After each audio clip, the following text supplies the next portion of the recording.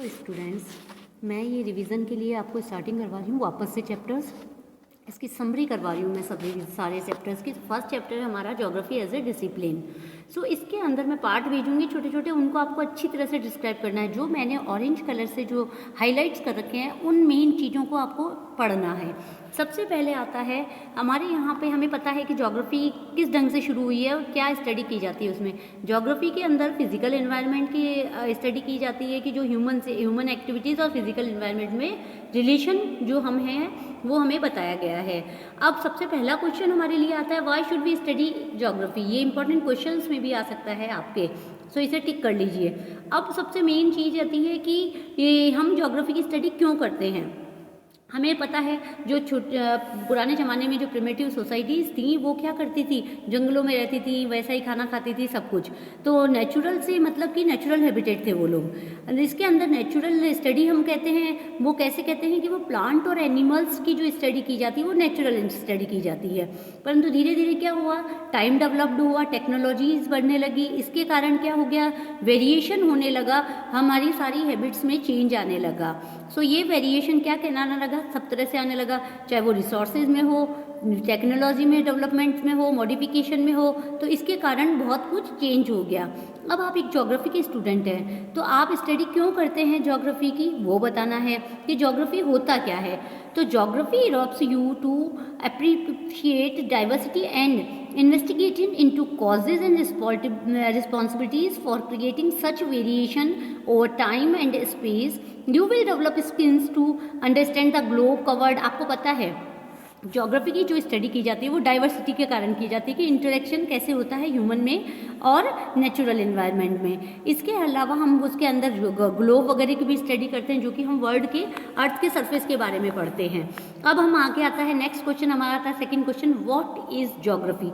अब ज्योग्राफी होती क्या है। सबसे पहले तो हम इसे कह सकते हैं कि ज्योग्राफी क्या है, उसे हम कह सकते हैं कि ये हम अर्थ के बारे में, आप लोगों को पता है कि अर्थ हर जगह एक समान नहीं है, अर्थ अलग अलग है, यूनिफॉर्म है, नॉट यूनिफॉर्म, अलग अलग तरह की है। यहाँ पर आपने देखा होगा प्लेटो, ओशन, लेक, डेजर्ट सब तरह के मिलते हैं। यहाँ पर क्रिएशन है और इसके अलावा विलेजेस, सिटीज़, रोड, रेलवेज, ये हमारे कल्चरल डेवलपमेंट कहलाते हैं सारे।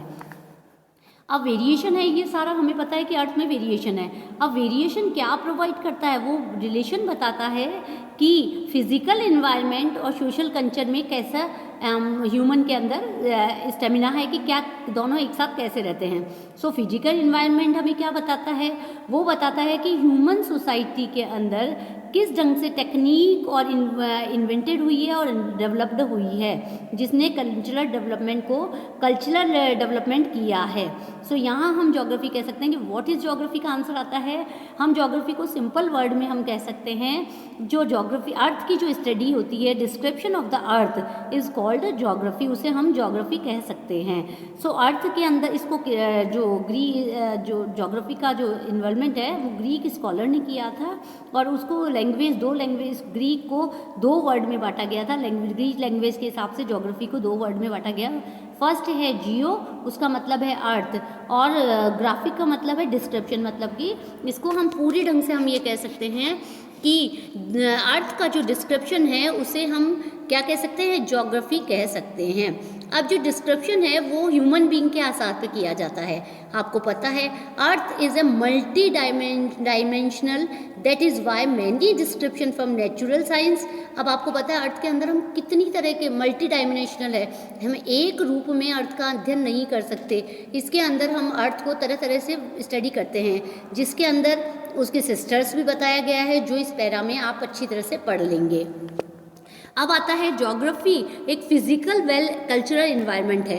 कैसे, अब हम अंदर इसको पढ़ेंगे कि ज्योग्राफी को हम जो स्टडी करते हैं वो फिनोमिना किसके हिसाब से है। Geography do not study over the variation in the phenomena over the earth surface, but also study the association with other factors.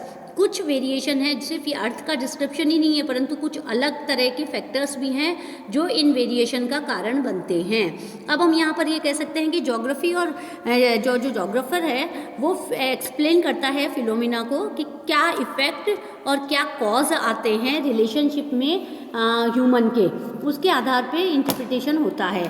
तो ज्योग्राफी फिनोमेना के आधार पर हाईली डायनामिक है, हमारी अर्थ हाईली डायनामिक है।